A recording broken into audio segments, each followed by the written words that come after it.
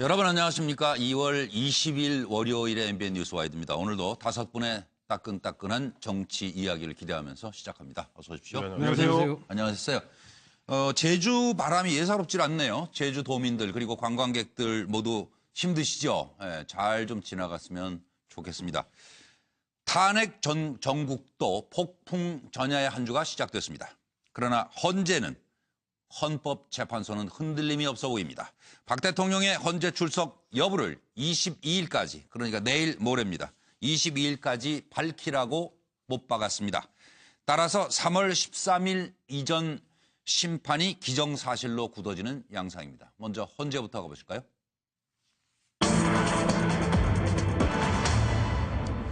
대통령 측은 공정성에 의심을 계속 제기하고 있고 헌재는 더욱 강경해지고 있습니다. 서로의 속내를 한번 들여다보도록 하겠습니다. 아직도 모자라다. 뭐 더 튀어나올 곳 없지 않나? 헌재 측 입장입니다. 17명 증인 신청했죠. 대통령 측에서는. 그리고 안봉근 전 비서관 반드시 나올 것. 근데 17명 증인 신청 중에 8명만 헌재에선 채택했고 안봉근 안 나왔잖아요. 하고 증인 취소했습니다. 안봉근 전 비서관은 오늘 특검에는 출두했습니다. 김기춘, 고영태 증인으로 다시 채택해야 합니다. 그거 나오지도 않는 사람들 증인 요청 자꾸 하세요. 기각. 고영태 파일 헌재에서 직접 들어봐야죠. 한두 개도 아니고 뭐 2,000개인가 뭐 어마어마한데. 그러니까 헌재에서는 고영태 녹음 파일 재생 요청은 기각합니다. 그리고 약 먹고 이게 좀 아프신 분이 있나 봐요. 변호인 중에. 김평우 전 변협회장께서 활약상이 오늘 대단하셨습니다. 뭐 고성에다가 뭐 당뇨가 있으시다고 약 먹어야 된다. 뭐 어지럽다. 뭐 이러니까 이거 이정미 대행이 말씀한 거죠? 그렇죠. 예. 네. 다음번에 하세요. 다음번 기일에 하시죠. 약 잡수고 와서 다음번에 하세요. 그래. 와, 최종 변론 기일을 3월 2일이나 3일로 연기를 해야 돼요. 에 대해서 헌재는 대통령 출석 여부를 22일까지 답변해야 한다. 그리고 대통령은 헌재 나와도 질문을 안 받겠다. 헌재에서는 나오면 질문을 받아야 합니다. 이중환 변호사, 헌재의 공정성이 계속 의심되는 거예요, 지금. 권성동, 연관 없는 증인도 다 채택을 해줬는데 무슨 딴소리예요? 이정미 대행, 공정성 훼손하는 발언은 삼가주세요. 대통령 나 어떻게 할까 하는 생각 중이실까요? 예. 자, 들어보시겠습니다.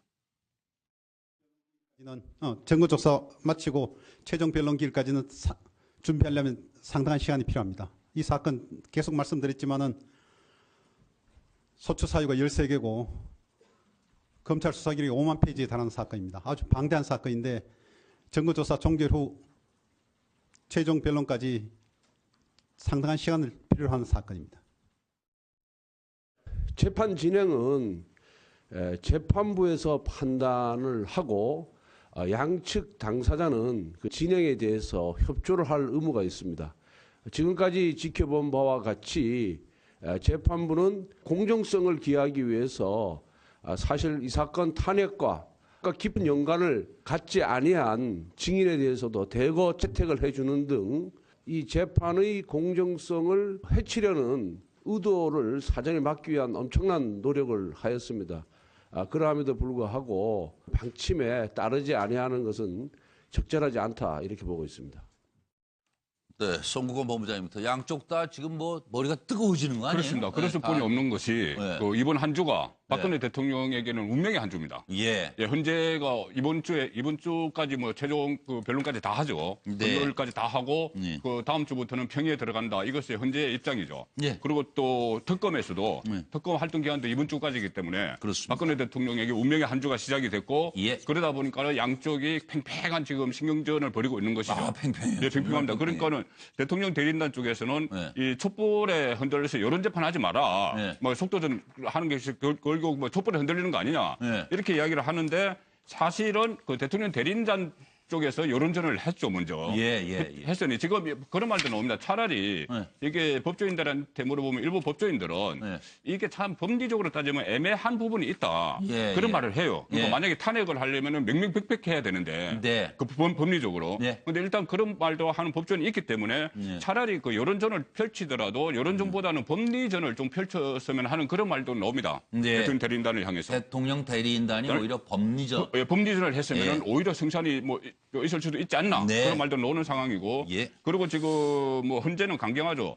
이 절차의 정당성. 그러니까는 어차피 9명으로는 안 되니 그 8명으로는 해야 된다. 이 절차의 정당성이 하나 있고 또 지금 그 소추인단이 해달라는 대로 다 해주고 있기 때문에 만약에 기각이 되더라도 소추인단이 해달라는 대로 다 해주지 않느냐. 공정하게 우리 재판한 거 아니냐. 이러면서 그 여론의 역풍을 좀 최소화시킬 수도 있는 것이죠. 그렇죠. 황태근 평론가의 시선은 어떻습니까? 공정성을 계속 의심하는 이유가 뭐가 있겠습니까? 지금 보면 이 선거인이란다.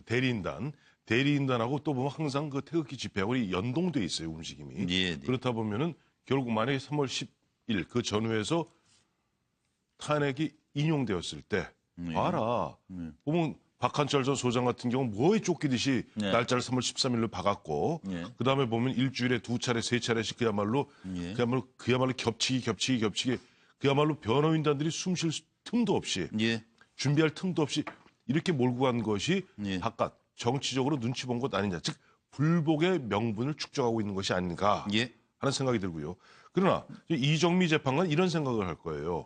이정미 재판관 예전에 2013년에 24년에도 헌법 소원에 있어서는 9명의 재판관으로부터 재판을 받는 것이 옳다고 당시에 그 의견을 냈던 이정미 재판관으로 봐서 지금 뭐 박한철 소장, 전 소장 같은 경우 어쩔 수 없다 손치더라도 이제 7명으로 가는 것 그렇게 되었을 경우는 오히려 그것이 공정성에 인용이 되든 기각이 되든 어느 쪽이든 간에 오히려 공정성에 오히려 의문을 제기받을 수 있기 때문에 지금 현실적으로 8명이 있을 때 하는 것이 그것이 공정한 것이고 다만 그러다 보니까 신속해졌을 뿐이다. 신속이라는 것은 지금 결과적으로 그렇게 된 것뿐이지 우리는 공정성으로도 유지하기 위해서 무진 애를 쓰고 있다라는 것이 헌법재판소의 생각인 것 같습니다. 날짜 박는 건 불법이에요, 황장 소장이?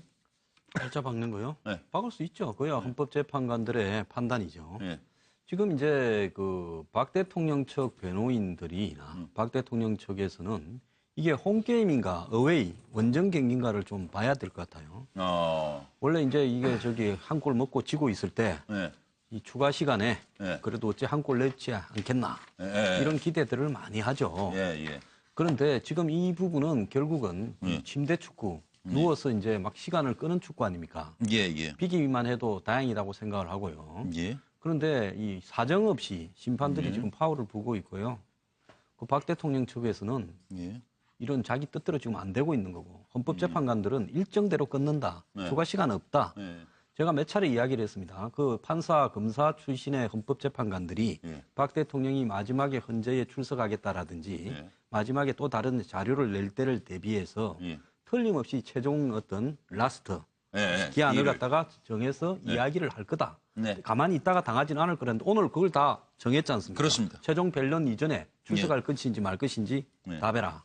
그래서 오늘로서 사실상 일정이 거의 확정되는 부분이 됐거든요. 그럼 박 대통령 변호인들은 무슨 생각을 하고 지금까지 저렇게 시간 끌기를 해왔을까? 전체적으로 저는 전략적으로 보더라도 대실수를 했다 보고 있습니다. 아, 그래요? 근데 김평호 변호사가 그 헌법재판소 권한대행에게 서류를 든 손으로 삿대질을 하며 그럴 거면 왜 헌법재판관식이나 하느냐? 이렇게 얘기할 수 있나 싶더라고요. 센 변호사 같아요. 그렇죠. 그만큼은 지금 대통령 법률 대리인단 측에서는 헌법재판관들의 공정성에 상당히 문제가 있다고 생각을 하는 거 아니겠습니까? 그러니까 지금 그 대통령 법률 대리인단이 생각했을 때는 말 그대로 지금 이 지금 심판 자체가 일종의 기울어진 운동장이다. 그 생각부터 출발. 그렇죠. 그러니까 지금 우리가 기울어진 운동장이라는 건 한국 정치가 항상 보수 우위의 구조다. 그런 이야기를 할 때 기울어진 운동장을 씁니다만은 지금 탄핵 국민이 진행되면서 사실 어떻게 보면 지금 그 조기 대선을 가상해서 여론조사를 하면 지금 이 민주당 계열의 후보들이 지금 뭐 저 다 합쳐서 한 70% 가까이 지금 뭐 지지율이 나오는 상황이거든요. 예, 예. 완전히 지금 역전된 지금 현재의 그 기울어진 운동장이다. 예. 그러한 여러 가지 정치적 상황을 그러니까 헌법재판소가 네. 또 다른 측면에서 지금 그 기울어진 운동장의 눈치를 보고 있는 것이 아니냐. 네. 그렇게 본다는 거죠. 그렇기 때문에 지금 헌법재판소가 일종의 벌써 나름대로는 결론을 내려놓고 이 제대로 심사를 하지 않는다는 부분 강한 지금 불만을 제기하려고 하는 그런 측면이라는 보이고요. 그런데 그에 대해서 헌법재판소는 8인 체제를 유지해야 되겠다. 아까 우리 한교순 평론가 말씀하셨듯이 3월 13일 이 이정미 재판관이 퇴임하게 되면 아무래도 7명이 결정 내리게 된다고 한다면 그것조차 또 공정성에 의심을 가지니만큼 이 어쨌든 간에 대통령 법률 대리인단에서 노골적인 이 시간 끌기 작전은 막아야 되겠다. 그래야만 이 신속성이 결국은 공정성까지 담보할 수 있다는 그런 생각에서 아무래도 이 소송 지휘권에 대해서 오늘 강하게 이 지금 그 드라이브를 건 것이 아닌가 하는 생각입니다. 양무석 박사. 저는 뭐 대통령은 나만 생각하는 거고 헌법재판소는 나라 생각하는 거고 나만 살자고 버티는 박근혜 대통령 측 대리인단과 나라를 좀 살리자고 하는 헌법재판소의 그 견해차 아니냐. 속도의 문제는 그렇다는 겁니다. 헌재가 인용을 하든 기각을 하든 상관없이 나라를 살리자고 보는 거죠. 그렇죠. 지금. 미국의 그 트럼프 대통령 들어오고 나서 국제 그 정세가 급격하게 혼란해지고 있습니다. 그다음에 중국만 사드 배치 보복으로 인한 무역 보복으로 인해서 우리나라가 상당히 지금 곤혹스럽고 하고 있고요. 그다음에 이번에 뭐 북한의 김정남 그 비살 사건 혐의들이 씌워지면서 남북 관계나 동남아 정세가 또 엄청나게 헝클어져 있는 상황이고 지속적으로 경제 환경이 불투명해지고 어려워지고 있는 과정들 이 과정들 속에서 언제까지 대통령 부재의 나라를 계속해서 유지할 것이냐 끊임없이 시간을 끌 것이냐라는 측면에서 본다라면 기각이든 인용이든 빨리 정리하는 게 나라를 살리는 길이라고 생각하는 게 저는 헌법재판소가 갖고 있는 신속한 일정 그 절차를 밟아가는 그 의도라고 보는 거고요. 나만 살자고 계속해서 온갖 헌법재판소 자체를 봉숭아 학당으로 만들고 희화화시키면서 말 그대로 앞서 황태순 평론가도 말씀했던 것처럼 불복의 명분을 쌓고 이후에 또 다른 것들을 도모하고자 하는 이러한 흐름들을 보이는 게 박근혜 대통령과 박근혜 대통령의 대리인단의 기본적인 흐름 아니냐 이렇게 분석을 해봅니다. 그래서 지금 말씀 중에 나온 대로 나만 살자고 생각을 하실까요? 그렇지 않다고 보시는 또 시청자들도 있으실 텐데 출석 여부를 22일까지 밝혀라. 이 얘기가 이제 전달이 되지 않았겠습니까? 운명의 한 주라고 아까 송권본부장 얘기하셨습니다마는 관저에 계신 박근혜 대통령은 출석 여부 22일까지 밝혀라라는 헌재 얘기를 듣고 지금 무슨 생각을 하실까요? 재판부도 물어볼 수 없습니다. 모든 변론 종결되고 난 다음 최우진술은 상호간에 자기 의견을 진술하는 것이기 때문에 심은 절차는 없습니다. 박근혜 대통령은 대한민국의 대통령답지 않은 행위를 함으로써 우리 국민들을 더 이상 실망시키지 말아야 합니다. 특검 대면 조사에 즉각 임해 주시고 헌재 판결이 이정미 재판관의 임기인 3월 13일 이전에 판결이 날 수 있도록 헌재 판결을 더 이상 지연시키지 말아줄 것을 박근혜 대통령에게 요구합니다. 대통령은 양무석 박사 좀 착잡하시지 않을까 싶은데요. 아니 뭐 착잡하고 말고의 문제가 아니라 어떻게 갈까 말까. 저는 이제 딱 그 사자성어로 이야기하면 갈까 말까인데요. 자, 3월로 그 2일이나 3일, 그 현재 그 대리인단이 요구했던 3월 2일이나 3일 출석을 헌재가 허용을 해주면 간다. 그런데 24일 안에 출석해라. 그 최종 변론 기일로 잡았던 24일 안에 출석해라면 안 간다. 두 번째 방식의 문제에 있어도 질의응답 없으면 간다. 일방적으로 그 발표만 하게 해주면 간다. 그런데 질의응답을 헌법재판소나 국회 그 소추인단에서 하면 안 간다. 그렇기 때문에 우리는 여기에서 박근혜 대통령의 현재 심정은 갈까 말까라고 봅니다. 차 교수님. 저는 뭐 박근혜 대통령 입장에서는 상당히 좀 대략 난감한 상황이 아닐까라는 생각인데요. 그렇다고 해서 박근혜 대통령이 이때까지 쭉 보여준 성정상 뭐 그렇다고 해서 본인이 초조해야 한다든지 그런 뭐 식으로 해서 뭐 헌법재판소가 요구하는 대로 22일 전에 자신의 뭐 출석일 출두할 건지 말 건지를 생각은 밝히지 않을 거라고 봅니다. 오히려 상황을 좀 지켜보고 난 뒤에 일종의 자기식대로 자기 방식대로 이 헌법 심판에 대한 이 자신의 입장을 밝히지 않을까 하는 생각인데요. 예를 들면 뭐 기자간담회도 있을 수 있고요. 아직도 또 이런 지난번처럼 보수 인터넷 TV 등과 같은 또 우리가 생각하지 못했던 방식으로 일종의 헌법 심판에 임하는 그러니까 지금 탄핵 심판에 임하는 자신의 입장을 직접적으로 호소하는 그런 기회를 전격적으로 할 가능성이 저는 있다고 봅니다. 마이웨이라고 저는 쓰는데 오늘 아마 헌재가 이 박 대통령 변호인이나 박 대통령에 대해서 최후 통첩을 한 중대 결심의 날이라고 보거든요. 추가 증거 증인이 안 된다. 최종 변론 기일을 3월 3일까지 연기해 달라는 부분을 안 들어주겠다. 박통 출석을 2월 22일까지 연락해라. 넣으면 국회 신문을 받아라. 그리고 고영태 파일 들을 필요가 없다. 이제 오늘 다 잘라버렸습니다. 더 이상 시비 걸지 말라고. 그러니까 헌재 재판관들이 보통 과거에 이런 일들을 경험해본 선수들이 아니다라는 걸 보여주는데요. 박 대통령은 아무 생각이 없다고 저는 보고 있어요. 왜 아무 생각이 없느냐. 일쯤 되면 명분을 얻거나 실리를 얻어야 됩니다. 실리를 얻으려면 내가 탄핵은 당하든가 차라리 그러면 하야를 해서 이후에 법적인 처리 부분을 없도록 할 수 있는 정치적인 타협을 가든가. 안 그러면 처음부터 이런 절차는 다 나를 죽이기 위한 부분이라고 생각하고 처음부터 그냥 이것은 잘못된 탄핵이다라고 해서 명분으로 기울어지든가 해야 됩니다. 처음부터 사과하지 말고. 그러면 지금까지 오는 과정을 보면 이렇게 처음부터 나갔으면 이 자유한국당을 끌고 가는 모습이나 더 나아가서 태극기 집회를 하는 모습을 보면요. 여기에서 뭔가를 역전시켜 보려고 끊임없이 시도를 하다가요. 이제 지금 완전히 이 자기 이 사건을 바라보는 자기 자신의 함정, 정신세계의 함정에 대해 몰락이 오고 있고요.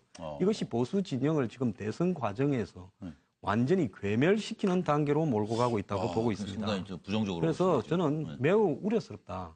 명분을 택하든지 이렇게 진리를 택하든지 두 개 중에 하나를 갖다 애초에 하도록 했어야 되는데요. 주변에 이걸 갖다가 진정으로 건의하는 사람이 단 한 명도 없다라는 걸 보여주는 겁니다.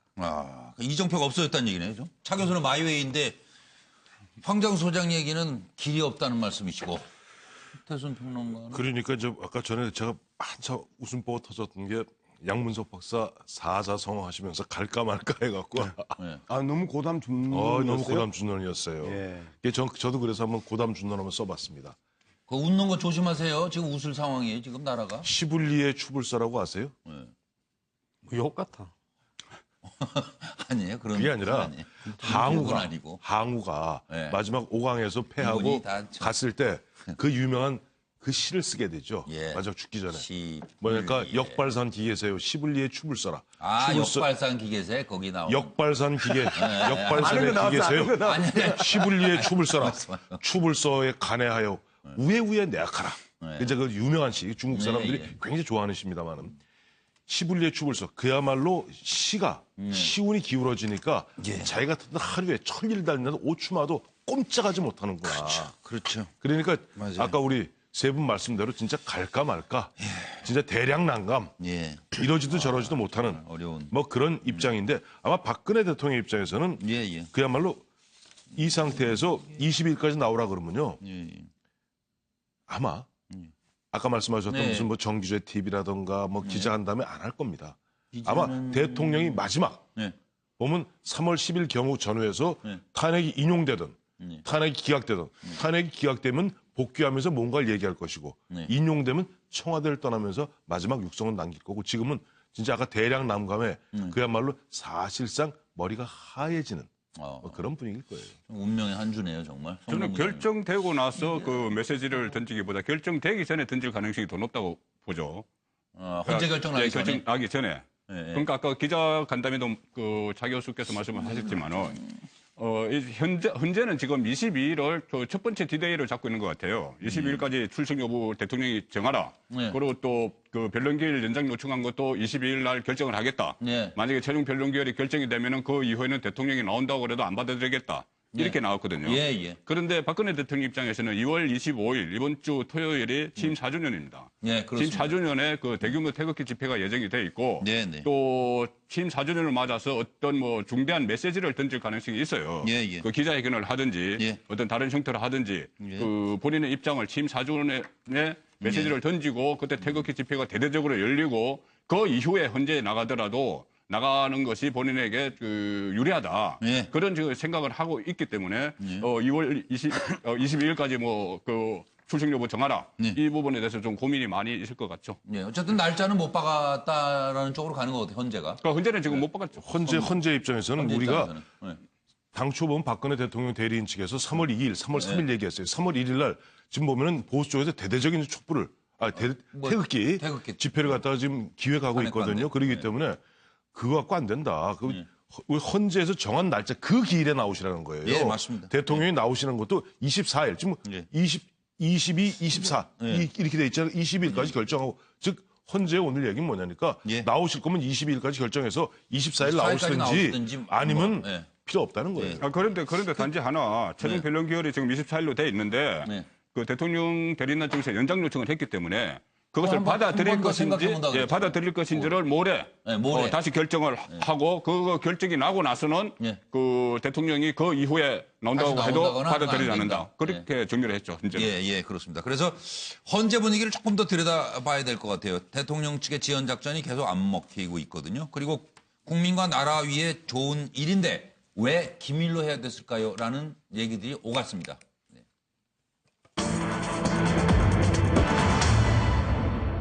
대통령 측은 계속 시간 더 달라고 했는데 좀 잘 헌재에 받아들여지질 않았어요. 이건 왜 그렇게 된 건지 헌재 지금 분위기를 한번 좀 살펴봐 줬으면 좋겠습니다. 아무리 우겨봐도 안 되는 거예요. 헌재 재판관들 앞에서는 통하지 않았어요. 대통령 측 대리인단 미르 K재단은 공적인 사업이라니까요. 그러자 강일원 재판관이 묻습니다. 그래요. 공적 사업인데 왜 증거인멸을 지시했을까요? 이중환 변호사, 글쎄요, 저도 모르겠다는 말씀 안 하셨는데 알아보겠다고 그랬어요. 알면 바로 얘기하셨을 텐데. 정동춘 전 K재단 이사장이 나와서 최순실 씨는 K재단과 관련이 없어요. 라고 말하자 강일원 재판관이 묻습니다. 관련 없는 최 씨의 지시를 그럼 왜 따랐을까요? 정동춘, 제가 재단에 근무해 본 적이 없어서요. 잘 몰랐어요, 들어가기 전에. 앞뒤가 맞는 말씀인지 아닌지는 시청자들께서 판단해 주시고요. 서석구 변호사가 태극기 어깨에 두르고 나오자 헌재 관계자가 말합니다. 여기서 이러시면 안 됩니다. 법을 공부를 하신 분인데요. 그러자 서석구 변호사가 쏘리 미안해요. 방기선 전 청와대 행정관이 나왔습니다. 여기에 강일원 재판관의 송곳 질문이 계속됐습니다. 그러자 이분이 그냥 이렇게 말했어요. 재단 설립은 좋은 뜻인데 기밀이라고 생각했다니까요. 그러자 바로 다시 질문을 합니다. 근데 그게 왜 기밀이에요? 그래서 지금 말씀이 궁해졌기 대답이 방기선 기밀이라고 지시했으니까요. 그래서 기밀이라고 생각했죠. 뭐. 훌륭한 근무 태도입니다. 김평호 변호사가 나와서 변론 더 할 것임. 대신 당뇨약 좀 먹어야 하니까 좀 쉬었다가 하자고요. 뭐 헌재 이래 이거 뭐 재판을 뭐 이렇게 그러니까 이정미 재판관 헌재 지금 권한대행이십니다. 그럼 다음 기회에 하세요. 왜 재판을 함부로 진행하냐고 소리를 질렀답니다. 저희들과 상의하자는 내용이니까 저희들로서 지금 알기 어렵습니다. 근데 마지막에 그렇게 재판부에 대해서 말씀하신 게 부적절한 행동이라는 좀 보여지는데 어떻게 보세요? 부적절한 행동이라고 볼 수도 있고 변호인이 변론을 하겠다는데 그 제안하는 자체도 좀 문제도 있다고 볼 수 있죠. 재판부 진행이 공정하지 않다고 보시는 건가요? 그런 부분에 대해서는 상당히 의구심을 가지고 있습니다. 변론을 하겠다는데 변론을 못하게 제지하는 것에 대해서 동의하기 좀 어렵다고 생각합니다. 변호인이 빠른 변론권을 달라고 이야기한 것은 당연한 거죠. 공정하지 않다는 그런 의심을 받을 수도 있게 된다는 거죠. 자꾸만 이렇게 너무 서둘고 날짜를 너무 강행을 하려고 그러면. 그럼 일반 재판에서도 증거조사가 끝나고 나서 변호사들에게 변론할 준비를 위해서 최종 변론 준비를 위해서 일주일도 시간 주고 2주일도 시간 주고 하는데 23일 22일, 23일까지 지금 증거조사가 예정돼 있는데 24일 날 변론 종결을 한다고 굳이 그렇게 지금 벌써 한 열흘 정도 남았잖아요. 네. 그 열흘 동안에 재판이 어떻게 될지 모르는데 그렇게 단정적으로 할 필요가 없는 거죠. 네. 네, 말씀드린 대로 대통령 대리인단 헌재에서 고성을 질렀습니다. 김평호 변호사가 그랬다는 거죠. 변론을 준비한 게 있다. 그러자 이정미 권한대행이 묻습니다. 어떤 내용인가요? 아, 참, 내가 당뇨가 있어요. 음식을 지금 먹어야 돼. 음식 먹고 할 테니까요. 아, 왜 이렇게 어지러워? 시간을 좀 주실 수 있나요? 네, 그럼요. 다음 기일에 진행하겠습니다.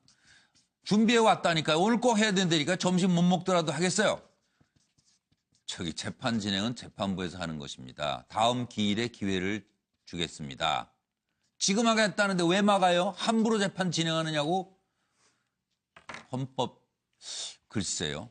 헌법재판소의 재판관에게 변호인이 이렇게 해도 되는 건지 하는 생각이 드네요. 그러면 뭐 헌재 권위는 어떻게 되는 거예요? 이렇게까지 바닥까지 가야 되나요, 저희가?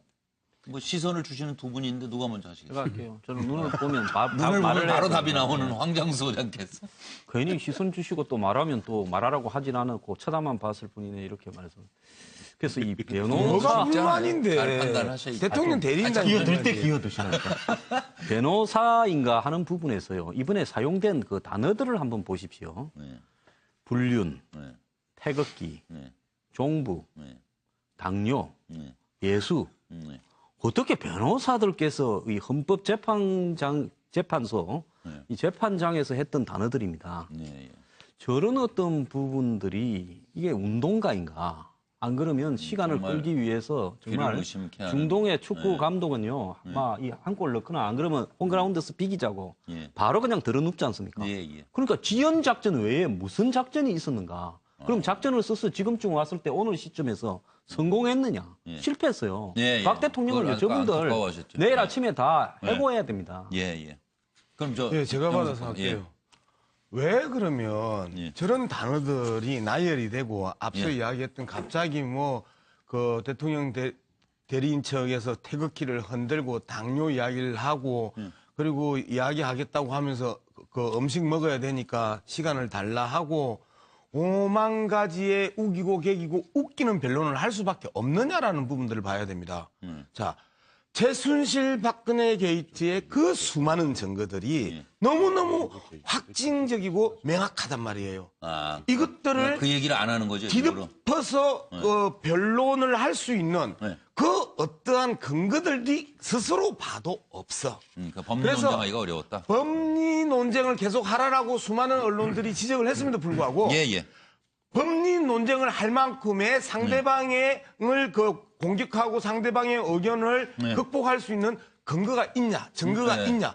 이쪽은 증거가 거의 없고 일방적으로 자기들이 사실상 행했던 거의 대부분들이 범죄 행위였고 그 범죄 행위가 검찰과 특검에 의해서 사사시 밝혀졌고 그리고 자기들이 요구했던 수많은 태블릿 PC나 반론들은 이미 또 다른 증거에 의해서 다 삭제당했던 이 시점에서 할 수 있는 게 뭘까? 지연작전 빼고 우기고 개기고 웃기는 변론을 제외하고는 할 수 있는 게 없는 저들의 아픈 마음들을 우리가 좀 헤아려 주면 안 될까요? 얼마나 슬프겠어 스스로 저 변론의 자리에 있으면서. 저는 그런 안타까움과 동정심마저도 약간씩 들 때가 있다고. 차정 교수는 시선 안 주셨는데 준비되셨습니다. 뭐 시선 안 주더라도 항상 준비되어 있는 사람입니다. 항상 준비되어 있습니다. 이 대통령 법률 대리인단 측에서는 본다고 한다면 일단 강 건너 불을 만들려고 했는데 강을 건너는 것이 뭡니까? 강이 3월 13일을 지나치는 거. 넘겨야만 이 기각에 대한 이 나름대로 희망을 가질 수 있는데 강 건너 불을 만들기 위해서 들고 놓은 게 뭡니까? 소위 말하는 고형태 이 녹취 파일, 녹음 파일 그 증거 채택하라고 2,000개 다 들어보자고 그렇게 주장을 했는데 그것도 오늘 안 됐지 않습니까? 그리고 또 불출석한 증인들 다시 재수 안 하자. 그 이야기도 안 받아들였어요. 그러다 보니까 결국 3월 13일 이전에 지금 판결이 내려질 가능성이 상당히 커진 상황입니다. 결국 강 건너 불이 바로 발등에 불이 된 상황이죠. 그러니까 이제는 뭐 물불을 가릴 수가 없는 거죠. 그래서 겹기와 당뇨 이야기까지 놓은 것이 아닌가. 그만큼 대통령 측이 급해졌다는 거죠. 저 황태수 평론가 거듭 말씀드리지만 지금 보면은 빌미에 이거 뭐랄까 명분도 축축하고 있어요. 변호인단들은 명분이 돼요 지금 이게? 아니 이게 왜냐 오늘 처음 나온 분이 정기승 전 대법관 그 원래 대법원장 되시려다가 못 되셨던 분이죠. 정기승 전 대법관 등이 보면은 9분 원로 법조인들이 대부분 보면 이제 김평우 변협회장 변호사도 이제 나중에 다 들어갔습니다만 그 9분들이 6개 항목으로 정리해서 이미 지지난주 그 목요일부터 보면 개주 일주일에 한두 번씩 보면 이제 5단통 광고를 내는 게 있습니다. 거기 보면은 여러 가지 보면 나름대로 법리적으로 다퉈야 될 부분이 있어요. 근데 기본적으로 탄핵의 심리라는 것은 고위공직자, 선출직 고위공직자의 파면 여부를 다루는 겁니다. 네. 이건 범죄 유무를 다루는 부분이 아니에요. 네, 탄핵 심판은 그렇죠. 그래서 얼마 전에도 이동욱 변호사의 그런 어떤 변론에 대해서 이제 강일원 재판관이 그러죠. 제대로 좀 재판 좀 진행되는 것 같습니다. 라고 얘기했는데 지금 보면은 실제 이런저런 걸 요구하는데 사실 이 헌재 재판관들 입장에 이거는 지금 범죄 유무를 다루는 데가 아니라니까요. 네. 고용 때 이거 들을 필요 없다니까요. 네. 그런데 이쪽에 앞으로 향후 인용이 되었을 때 거의 불복하겠다는 사람들 입장에서 어떤 생각이 들겠습니까? 뭐에 쫓겨서 헌법상 180일 이내 하도록 돼 있는 탄핵 심리를 갖다가 후닥닥 석 달 만에 90일 만에 해치우는 그 저희가 뭐가 있어?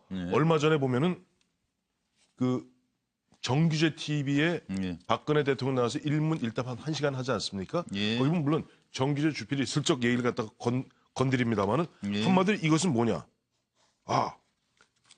언론, 특정 언론, 검찰 내부, 야당, 거기다 뭐 이런 등등등등이 이런 엮은 거 아니냐. 이런 식으로 바람머리, 여론머리 해가는 것 아니냐라고 하는데 그거 다 알아요. 이 뭐 예를 들어서 보면 뭐 이동욱 재판관, 이동욱 변호사를 비롯해서 이 변호사가 그걸 모르겠습니다. 그러나 계속 문제를 던짐으로써 자, 이렇게 보면 하는데 결국 이런 거 안 받아주고 마치 헌법재판소가 어떻게 보면 이런 광장의 촛불에 어떻게 보면 좀 억눌려서 또 보면 목표를 정해놓고 달려가는 야당, 야3당 대표들이 그 3월 13일 이전에 윽박지르니까 그 끌려갔던 것 아니냐. 그러니까 이 헌법재판소의 예를 들어 가정의 인용이라면은 인용 결정은 절차적 정당성을 결했다라고 이야기하기 위해서 지금 계속 이런저런 그것이 결과적으로 우리의 눈에는 지연 작전을 비춰지는 거예요. 그리고 당뇨도 안 봐줬다. 인간적으로. 약도 먹고 해야 된다는데 어떻게 말이야. 헌법재판소 재판관들이 말이야. 그렇게. 조심하세요. 아니 참 그러니까 조금 전에 그 황태수 의원께서 말씀하신 정기성 전 대법관 연세가 89입니다. 그 구순을 바라보시는 분이고 그분하고 또 대한변협회장을 지낸 김평우 변호사 마지막에 투입을 했죠. 마지막에 투입을 했는데 이것은 그러니까 이 정도 되는 분들이 뭐 이렇게 뭐 이야기하는 게 참 민망하실 겁니다. 여러 가지 뭐 태극기 두르고 이런 것도 민망하겠죠. 민망했는데 그 손봉규 변호사가 이야기했던 그 병참선 신장론 이게 전선이 길어지면은 공격하는 쪽에서 계속 그 보급을 해야 되니까는 이게 불리하다. 그러다가 딱 어느 순간에 그 지금 당하는 쪽에서 그 역습을 할 수 있다. 딱 그 생각을 가지고 지금 계속 지구전에 나서는 그 한 형태죠. 그래서 어떻게 3월 13일에 전국에 어떤 상황이 될지 궁금해지는데요. 지금 생방송으로 MBN 뉴스와이드를 보고 계십니다. 6시 33분이 되고 있는데요. 이제 박 대통령의 마지막 선택만이 남은 것 같습니다. 운명의 일주일 박 대통령의 카드는 과연 무엇일지 막판 뒤집기를 노리는 대통령. 자, 어떤 카드가 남아있을까요? 탄핵 심판, 특검 수사 지연 전술, 황교안 권한 대행 자유한국당을 믿으니까 안봉근이 특검에 출석했어요. 그래서 대면 조사 시기 늦추기 아니냐. 둘째, 헌재의 직접 출석으로 시간 끌기. 최대한 늦게 헌재 출석하기. 그런데 재판관, 국회 소추단 질문을 어떻게 피하지? 또 하나 세 번째 언론 접촉. 특검 대면 조사, 헌재 출석 다 무시하고 또 언론 브레이를 해봐? 태극 집회, 친박단체 SOS 신호 보내기. 정 안 되면 하야 카드? 무죄지만 국가위에 물러난다는 명분으로 역사에 남을 불명예 부담에 자진사퇴하는 카드를 쓸 수도 있는 것 아니냐. 자, 최종 변론은 다가오는데 변호인단 추가 선임한 박근혜 대통령 속내는 첫째, 할 수 있는 건 다 해보자 작전? 지금 변호인단 좀 약한 것 같아서 이재용을 구속한 특검 만만치 않아서 혹시나 전관예우를 기대해 보려고 과연 어떤 선택을 할지 먼저 한두 가지만 OX로 확인하고 넘어가도록 하겠습니다. 대통령의 헌재 출석 여부에 대해서 여러분 생각을 여쭙도록 하겠습니다. 헌재 어쨌든 뭐 24일까지는 나가야 될 것 같은데 나가신다 그러면은 헌재 출석한다 안 한다 OX 확인하겠습니다. 5분의 의견은 대통령 헌재 출석을 한다가 한 분이죠. 송건모 부장님 그렇게 드셨네요. 나머지는 다 안 한다. 예. 그 다음 확인하고 답변을 좀 짧게 들어보죠. 다음 질문은 그럼 대통령은 특검 대면 조사는 받는다고 보세요? 아니면 그냥 2월 말 넘어가고 안 받는다고 보세요? 대통령의 특검 대면 조사 받는다. O. 안 받는다. 이건 질문 드리나 마나 했네요. 넘어가겠습니다. 예. 잠깐 준비된 내용 들어보고 답을 청하겠습니다. 필요하다면 저 역시 검찰의 조사에 성실하게 임할 각오이며 특별 검사에 의한 수사까지도 수용하겠습니다. 하시고 출석 요구나 이런 게 잘 있을 텐데 없습니다. 특검 이제 연락이 오면은 그거는 이제 성실히 임할 생각으로 있습니다. 어떻게 됩니까? 그거는 뭐 저기 조사에 임하려고 하고 있습니다. 그러니까 그런 뭐 일정이라든가 또 그런 부분에 대해서는 이제 지금 조율을 하고 있습니다. 최종 변론에 박 대통령이 출석할 가능성이 있습니까? 그 가능성을 저희는 배제하지 않고 있습니다. 대통령님이 지금 이 밖으로 막 이렇게 나오실 수가 없잖아요. 적절하지가 않고. 그래서 저희가 또 뭐 청와대에 뭐 매일같이 들어갈 수도 없고, 뭐 전화로도 이제 여쭙고 이제 하지만, 이렇게 하다가 이제 어느 때가 되면 또 이제 가서 이제 시간을 잡고 또 요 부분에 관해서 이제 대화를 해봐야 되겠죠. 많이 이제. 송건모 부장님은 유일하게 헌재 출석한다의 오를 드셨어요. 네, 그렇습니다. 한다고. 저는 그게 남은 카드입니까? 그거는 뭐 당일론도 포함됩니다. 이게 만약에 저기 최종 변론 기일이 그 모레 결정을 한다고 했는데 그것이 3월로 넘어가실 경우는 당연히 헌재 출석할 걸로 보고 만약에 그렇지 않더라도 저는 헌재는 출석을 해서 역사의 기록에 남기리라고 봅니다. 본인 입장을. 지금까지 본인이 직접 이야기한 것은 뭐 기자 간담회나 아니면 인터넷 TV 이런 것뿐이 없지 않습니까? 그래서 지금 특검 가는 것은 삼성 이재용 부회장이 구속된 상황에서 유리할 게 없어요.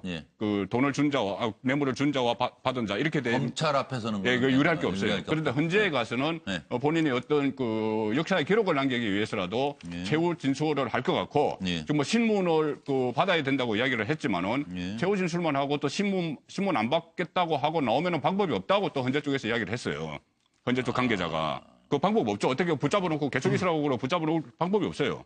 그러니까 본인 입장만 다 이야기를 하고 그 수출인단이나 헌재 쪽에 그 신문은 안 받고 뭐 이런 형식으로라도 어쨌든 역사의 기록을 남길 것 같고 저는 그 2월 25일 아까도 말씀드렸지만은 그 아까 뭐 잠깐 그러면 그거는 그냥 언론 다 불러서 인터뷰하시면 되잖아요. 그러니까요. 그러니까 헌재를 택하는 이유는 뭐라고 보세요? 그 역사의 기록에 남기기 위해서. 역사의 기록에 남긴다? 그러면 헌재의 공정성에 대해서 뭐 얘기를 하겠다는 거예요? 뭐예요, 그러면? 아니죠. 헌재 공정성을 이야기하기보다 지금까지 그 이야기해왔던 이 거짓으로 쌓은 가공의 산 또는 그 오래전부터 기획된 음모 그리고 나는 엮였다. 그런 그리고 주장을 한다. 나는 전체가 어떤 통치 행위의 일환이다. 뭐 이런 그 주장을 해서 기록에 남기고 싶겠죠. 그러면 헌재가 만약에 인용을 하면은 헌재는 잘못한 게 되는 거네요? 그것은 뭐 본인 입장은 그런 것이고 헌재가 8명이 뭐 심려를 해서 인용을 하면은 그거는 뭐 잘못한 건 아니죠. 본인 입장을 설명을 한다는 이야기죠. 그러니까 역사가 흘러 후손들이 볼 때는 과연 어떻게 그걸 받아들일까요? 대통령은 나는 잘못한 것이 없다. 그러니까 그것을 나중에 후손들이 헌재의 기록을 보고 대통령은 그때 이런 입장이었구나. 그것을 인용이 되더라도 확실하게 남겨두고 싶은 그런 생각이 있을 겁니다. 그럴 수도 있겠네요. 그리고 진짜. 이것이 나중에라도 우리 또 이렇게 되면 뭐 탄핵이 자주 일어날 수 있습니다. 지금 이 앞으로 그 다음 정권이나 그다음 정권이나 그런 경우에 대비해서라도 남겨놓을 필요가 있는 것이죠. 그리고 저는 25일 날 뭐 저는 아까 살짝 이야기가 나왔지만 자진 사퇴 이야기 예. 뭐 그런 이야기도 나왔지만 25일 날 어떤 다른 굳이 그것이 아니더라도 어떤 중대한 발언을 하거나 중대한 결심을 할 가능성이 있다고 봅니다. 그렇네요. 이번 주말. 저는 아까 박근혜 대통령이 이제 헌재에 나가서 얘기를 해요. 얘기를 했는데 다 듣고 8분이 결론 내리면서 별로 이유 없는데요.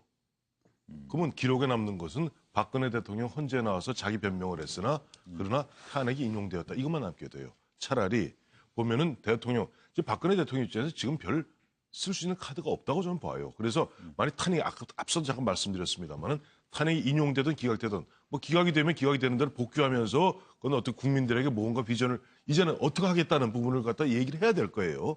마구잡이 내가 한 석 달 동안 내가 탄핵 소추되어서 내가 직무가 정지되어 있었는데 어떤 헌재에서 기각 결정을 내려주시는 바람에 복귀하게 됐습니다.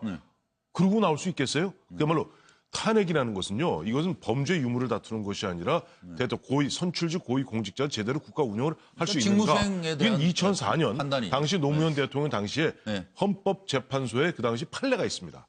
뭐라고 되냐니까 범죄의 유무가 아니라 범죄 유무를 떠나서 국민들의 신임을 배신하여 국민들로부터 신임을 잃고 그로 인해서 정상적인 국가의 운영을 할 수 없을 때는 파면한다고 돼 있어요. 그렇기 때문에 이것은 그러니까 박 대통령 입장에서 만약에 또 인용이 되면은 청와대를 떠나야 될 거 아닙니까? 떠나서 민간인 신분으로 돌아서 이제 그때부터는 뭐 그것이 검찰이 됐던 특검이 됐던 출두를 해야 되겠죠.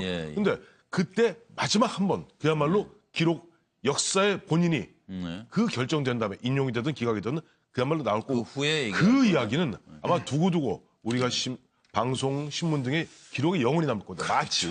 마치 1995년 YS가 전두환 대통령을 쳤을 때, 전 대통령이 뭘 택했습니까?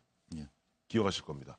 바로 연희동 골목길에서 YS를 박는 모습을 보입니다. 그렇기 때문에 저는 인용이 되든 그렇게 할 것이고 지금 당장은 별로 쓸 카드가 없어 보인다. 그러니까 참모는 많이 두지 않는 게 좋을 것 같아요. 이렇게 둘이 달라요. 또 다른 사람이 다르잖아요, 지금. 더 이상 아무 반응을 하지 말라. 역사의 기록에 남겨야 됩니다. 헌재에 나가서 말씀하셔야 됩니다. 근데 비슷한 기조로 말씀하신 거 아닙니까? 어떤 식으로 헌재에 나가서 역사의 증언을 남기나 골목 성명을 통해서 역사에 뭘 남기나 뭔가 자신의 목소리를 내겠다는 이야기지 않습니까? 그렇죠. 뭔가 욕심을 내겠다는 골목이 아니라 골목입니다. 골목. 아니 그게 당연하죠. 그거야. 남기는 건 당연하죠. 그래서 제가 어디냐가 중요하다니까요. 그러니까 제가 좀 말씀드리면 저도 비슷한 생각을 하고 있는데요. 그러니까 박근혜 대통령이 저는 닉슨의 길을 갈 거라고는 보지 않습니다. 닉슨이 탄핵이 인용될 가능성이 높았을 때 자진 하야를 했지 않습니까? 그건 명연설문으로 남아 있잖아요. 그렇죠. 그런데 그렇게는 하지는 않았고 저는 오히려 지우마 호셰프 그러니까 작년에 이 탄핵당했던 브라질의 대통령이죠. 그러니까 지우마 호셰프나 닉슨은 그러니까 미국이나 브라질은 이 탄핵을 우리처럼 헌법재판소가 하는 것이 아니라 사법행위 아니라 하원에서 소출을 하고 상원에서 마지막 최종적으로 결정을 내는 정치형 그 일종의 재판처럼 된 거거든요. 그렇기 때문에 지우마 호셰프가 가서 무슨 이야기를 했습니까? 자신에게 주어진 여러 가지 혐의들의 부당성을 이야기를 하지 않습니까? 정치적인 음모다. 그런 식으로 막 이야기를 하고 자기가 어차피 안 될 걸 알면서도 그렇게 이야기를 했던 거거든요. 저는 박근혜 대통령도 저는 헌법재판소에 나가서 이야기하기보다는 아까 송국근 본부장님 말씀하셨듯이 2월 25일이 본인의 4주년 그 취임 기념식이라면 그 시점에서 어떤 식으로든 대국민 호소를 하든지 설득을 하든지 일단 여론전을 하고 나머지 하나의 카드로는 자신의 법률 대리인단을 총사퇴시키는 그런 카드를 쓸 수 있다. 그 쉽게 말해서 지우마 호셰프처럼 정면 돌파를 나름대로 죽이 되든 밥이 되든 그런 식으로 가지 않을까. 그것이 이 일종의 이 자신이 생각했을 때 역사에 나의 목소리를 남기는 그런 방식이라고 생각할 것 같아요. 그래서 목적으로 호세프 대통령이 그래 작년에 브라질에서 상원에서 압도적인 가결표로 탄핵이 됐죠. 아니, 어쨌든 전 세계에 자신의 억울한 목소리를 분명히 남겼거든요. 이름이 지우마인데 뭐 뻔하지. 근데 저는 이런 호셰프예요. 아니. 호프라는 말도 돼. 대리인단 총사퇴 카드가 아직도 유효해요? 변호인단? 대통령 측? 아직까지도 유효하다고 보시죠. 오늘 이종환 변호사가 그 이야기 했습니다. 아직 그 중대 결심이 아직 유효하냐고 기자들이 물어보니까 거기에 대해서는 답변하지 않겠다 했어요. 가능성을 열어놓은 거죠. 답변하지 않겠다. 가능성 열어놓은 겁니다. 제가 볼 때는요. 박 대통령은 지금 자기 확신에서 하나도 지금 혐의 사실을 인정하지 않고 주변에 최순실이 하나 관리를 조금 못한 거 그것만 이 자기의 잘못이다라고 하고 있어. 그건 법적인 잘못도 또 아니다. 지금까지 그런 입장이에요. 그러면 박 대통령이 헌재의 기록이 남기를 바라겠습니까? 안 남기를 바라겠습니까? 지금까지 박 대통령의 행동의 연장선상으로 보자면 헌재 판결이 역사적 기록으로 안 남기를 저는 바랄 거라 보고 있습니다. 그렇다면 어떻게 하느냐? 2월 25일 날 하기에는 그래도 미련이 좀 남으니까 좀 더 기다려 보다가 대충 돌아가는 분위기를 보고 내일 때린다고 하면 오늘 그냥 사퇴를 해버리는 거죠. 그러면 헌재는 판결문을 읽을 필요가 없어져 버리는 거 아니겠습니까? 저기서 사퇴라는 건 뭐예요? 하야죠. 자진 하야. 닉슨의 길이라고 보시는 거야? 예, 그렇게 해버리면 헌재 판결의 결과가 기록이 남지 않지 않습니까? 그렇습니다. 그러면서 자신의 지지층을 향해서 할 말하고 그냥 이렇게 사퇴해버리면 하야를 해버리면 본인이 제가 볼 때는 가장 유리한 상황이 전개될 수 있다. 저는 그렇게 판단할 거라고 봅니다. 예. 저는 계속해서 이제 앞서 말씀들 하실 때 역사라는 표현을 이제 많이 썼는데 정말 역사를 염두에 두고 역사를 두려워했으면 이 사태를 만들었겠냐라는 부분에 대해서 대통령이 갖고 있는 대통령으로서의 역사, 그 다음에 대통령이 후손을 향해서 쳐다보는 자신의 업적이나 자신의 그 가오에 대한 역사, 이 부분에 대해서 기본적인 생각이 저는 없었다고 생각을 해요. 그렇기 때문에 이 사태까지 왔다고 저는 보는 거고, 그러면 저는 충실하게 이 운명의 일주일을 맞이한 박 대통령 남은 카드는 저 남은 카드라는 의미는 반전의 카드로 저는 이해를 했고 질문을 반전의 카드는 없다. 그렇기 때문에 반전의 카드가 없는 상황에서 이제는 이 떠나는 마당에 쓸 수 있는 카드는 황 소장이 이야기했던 닉슨의 카드, 닉슨의 길, 마지막에 자진 사퇴할 가능성은 열어두고 봐야 된다. 왜 그러냐면 정치적인 무죄 선언을 하면서 법률적으로 역힌 유죄가 된 몸. 그렇기 때문에 나는 떠날 수밖에 없다. 나라를 위하여, 미래를 위하여, 역사를 위하여 이렇게 아주 이 폼나는 이야기를 하면서 정치적 재기를 저는 노릴 거라고 봅니다. 아, 정치적 재기를 노리신다? 예. 즉, 그동안에도 여러 차례 계속해서 지금 황태순 평론가가 표현들을 구체적으로 안 했는데 왜 탄핵 인용 이후에 명분 축적이라는 표현을 썼는데 이후에 유럽처럼 우리나라의 극우 정당의 등장을 예측하는 많은 다당제 체제에서 극우 정당을 예측하는 많은 정치 전문가들이 이제 등장을 했는데 실질적으로 박근혜 대통령은 어쨌든 현재의 혐의를 가지고 옥살이가 피할 수 없는 길이라면 그 옥살이를 통해서 지지자들을 결집하고 동정심을 불러내고 그리고 그 이후에 단단한 정치 결사체로서의 극우 정당을 형성시킬 수 있는 가능성들까지 본다라면 저는 마지막에 자진 하야의 카드도 쓸 수 있을 거다. 하지만 과연 거기까지 원모 신뢰를 할 수 있을 만큼의 그러한 정치적 판단과 대통령의 자격과 정치인의 자격들을 기존에 갖추고 있었느냐라는 부분에 있어서는 많은 의문이 드는 거죠. 그러니까 지금 저 세 분 중에서 좀 차재원 교수는 낮은 하야의 닉슨의 길을 가지 않을 것이다. 호세프의 길을 갈 것이다 하고 황 소장하고 이제 양 박사 같은 경우는 닉슨의 길을 갈 수도 있다는 얘기 아니에요? 저는 차재원 교수와 같은 생각이에요. 그러니까 박근혜 대통령 입장에서는 잦은 하야한다는 것은 그동안 거의 지난해 10월 24일부터 따지면 거의 몇 달, 넉 달 가까이를 갖다 지지고 볶았던 모든 이야기를 갖고 그야말로 앞으로 양 박사 표현대로 빌자면은 자, 더 이상 나라가 두동강이 나면 안 되니까 탄핵이 인용이 되든 기각이 되든 나라가 두동강이 나면 안 되니까 라고 그렇게 해줘야 되는데 그렇게 하기 위해서는 그동안 넉 달 동안 지지고 볶았던 모든 이야기를 갖다 다 인정해버리는 거예요. 그렇게 될 수 있다? 그동안 내가 엮였다. 그야말로 무슨 뭐로 무슨 쌓은 무슨 사상구가. 그러니까 오히려 박근혜 대통령은 자기 발로 걸어 나오기보다는 흔한 얘기를 끌려 나오는. 그러니까 자진 하야 가능성이 있다와 아예 없다가 지금 2대2가 된 상황이잖아요. 지금. 그러면 여기서 심판을 내려야죠. 아니, 잠깐 좀 명확하게 제가 마무리를 이상하게 꼬리를 삐리리 꼴고 떨어졌는데 제가 말씀을 드렸잖아요. 이게 계속해서 우리가 예측을 하는 데 있어서 그 다음에 행동을 읽어줘야 예측이 가능하단 말이에요. 정치적 재기를 통해서 유럽식 극우 정당의 흐름들을 타고 갈 의지가 있으면 자진하야라는 카드는 아주 좋은 카드이고 그 카드를 던질 수도 있다. 하지만 현재 대통령이 이제까지 20년의 그 정치 행적들, 18년 정치 행적들을 보고 대통령 취임 이후에 그 국정 운영 태도를 보면서 과연 한국의 정치 미래, 나라 이런 고민에 대한 얼마만큼의 성숙한 자기 정치 철학과 국정 운영 철학이 있었겠느냐라고 하는 기존에 드러난 박근혜 대통령의 인식과 철학을 본다라면 자진하야는 없을 가능성이 높다는 거죠. 저는. 예, 자진하야 없다. 1대 3으로 바뀌었어요. 그리고 아까 제가 중대 결심 이야기 한 거는 자진하야도 포함돼서 말씀드린 거예요. 2대 3 됐습니다. 네, 그렇게 말씀드린 거고 어쨌든 헌재에 나간다는 게 제가 혼자 이야기를 했기 때문에 조금만 더 보충을 드리면은 역사의 기록에 남는다는 것도 있지만은 지금 헌재 홈페이지에 보면은 지금 헌재에서 나가서 진술하는 것이 생중계는 안 되지만은 그 다음날 헌재 홈페이지에 올라가거든요. 올라갑니다. 그래서 그 김문수 전 지사 같은 경우에 그런 말도 했죠.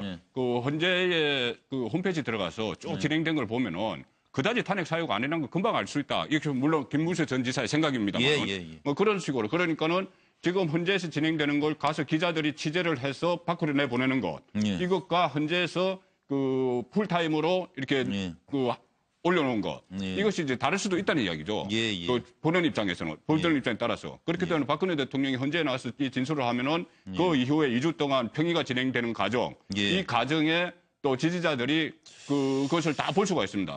볼 수가 있고 또 이것이 아까 말씀하신 정치적 재개라는 것이 결국은 다시 본인의 만약에 그 파면이 되더라도 보수층을 결집시키는 결집시켜놓고 파면되는 그런 것과도 연결이 되기 때문에 그렇네요. 저는 헌재에 나갈 가능성이 크다고 봅니다. 아니 근데 송 본부장님 이야기 한 가지만 제가 말씀을 드리고 이제 그 말씀을 하셨으면 좋겠는데 자 이제까지 박근혜 대통령의 정치 행보와 그다음에 지난 10월 24일부터의 박근혜 대통령의 대국민 담화와 대응의 방식들이 상식적이고 예측 가능했었으면 저렇게 충분히 저도 해석하는 데 대해서 동의하고 그다음에 저렇게 이야기할 수 있을 것 같습니다만은 박근혜 대통령이 10월 24일 이후부터 그 헌법 개정부터 1차 담화, 2차 담화 넘어가고 그다음에 박근혜 대통령의 대리인단이 보이는 정말 상식을 벗어난 저 변론의 태도들 전 과정을 보면서 박근혜 대통령은 우리의 상식 속에서 예측 가능한 행보를 하실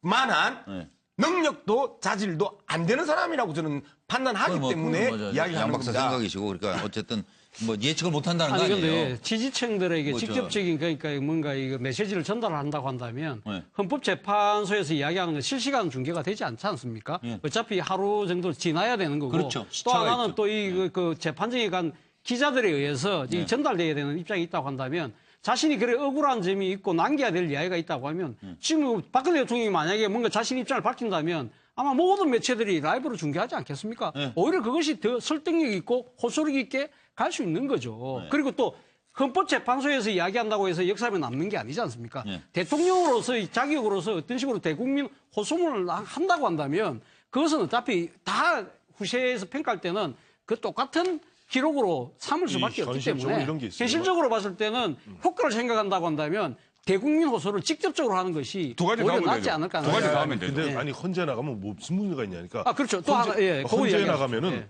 자 보세요. 이미 저 헌재에서 이미 재판부에서 결정했잖아요. 나오면 재판부도 신문할 수 있다. 물론 대답 안 해도 된다. 그다음에 소추인단, 국회적 소추인단 권성동 의원을 비롯해서 박범계 의원을 비롯해서 질문할 수 있다. 신문할 수 있다. 답변 안 해도 된다. 얼마나 웃음꼴이 됩니까? 자 대통령 나왔는데 자 피청구인 박근혜 대통령은 피청구인은 이렇게 저렇게 했는가요?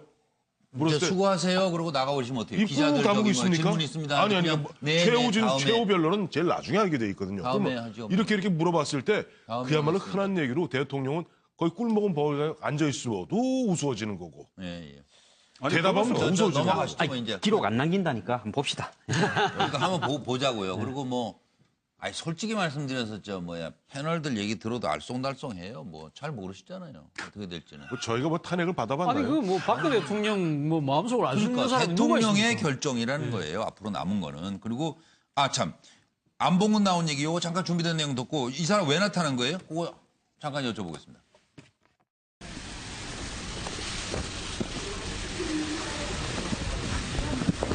비선진료 진출시키셨습니까?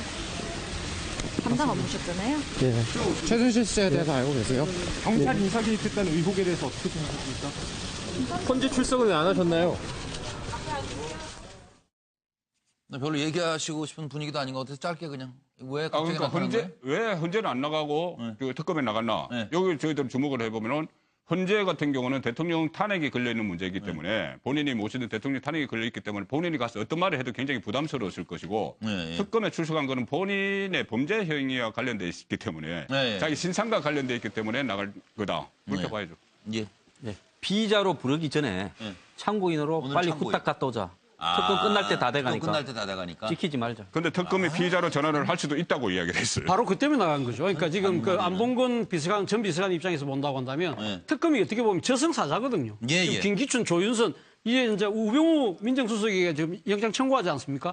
특검 놓으라는데 소위 속된 표현으로 개기면 바로 자기한테 영장 청구가 들어올 수 있다. 참고인으로 부를 때 빨리 무서워서 빨리 나간 거죠. 아, 무서워서 나간 거다? 네. 간단히 얘기하면? 네. 무서울 것도 있네요. 한마디로 정리하면 대통령이 어떻게 되든 그렇죠. 나만 살자. 아주 그랬던 것 심플한 같아요. 그 대통령의 그 문고리 3인방의 태도. 7시가 다 되어가서 이제부터 서둘러서 좀 가보죠. 확실히 적은 내부에 있는 것 같습니다.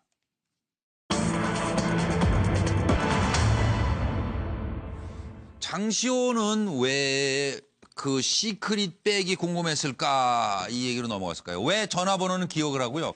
찍었다 기억하는 건지 아침에도 저도 이거 보면서 이게 핸드폰으로 찍을 수 있으니까 그런 건지 하여튼 기억을 했다니까요. 젊으니까 뭐. 기억하기 어렵습니다. 당장 기억하기. 글쎄 나도 이거 좀 그래서 아마 이상하더라고요. 찍었을 거예요. 찍어놨다가 기억했다고 뭐 이야기를 했는데. 공부를 잘 했네.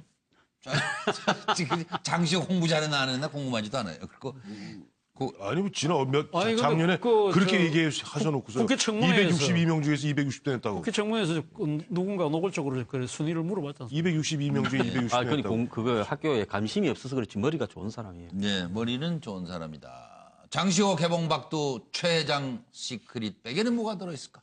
왜 내 눈앞에 나타나? 이모? 혹시 삼성동 이모인가? 그래가지고 띡띡띡 안봉근, 윤전추 이모 이 셋은 이것도 주목해 보셔야 돼요. 설명할 때 해주세요. 왜 이 셋은 하나로 엮여서 전화기 하나에 들어있었을까? 전화기 8대인가 한번 썼으니까 그중에 여기에는 요 세 사람만 들어있어요. 자, 왜 네가 자꾸 나타나? 이게 미래에 날 살릴 거야 그랬다는 거 아니에요? 회장님이 알면 어떡하냐 하고 이제 뭐 걱정을 하는 사람한테 이게 미래에 날 살릴 거야. 머리 좋아요. 최순실, 박 대통령을 이모락 저장한 까닭은? 왜 그랬을까요, 진짜? 장시호, 이게 미래의 날 살릴 거야 예언 가능했던 이유는 들어보시죠. 대포폰으로 대통령하고 통화한 적이 없습니까? 없습니다. 절대 없습니다. 최순실 씨는 대포폰을 썼죠? 여러 가지 핸드폰을 들고 다닙니다. 아까 그 정한택 씨도 증언을 했는데요. 네. 그 대포폰과 대통령이 통하는 거를 들은 적이 있습니까? 저는 없습니다. 아니 최순실 씨가 대통령과 통화하는 것을.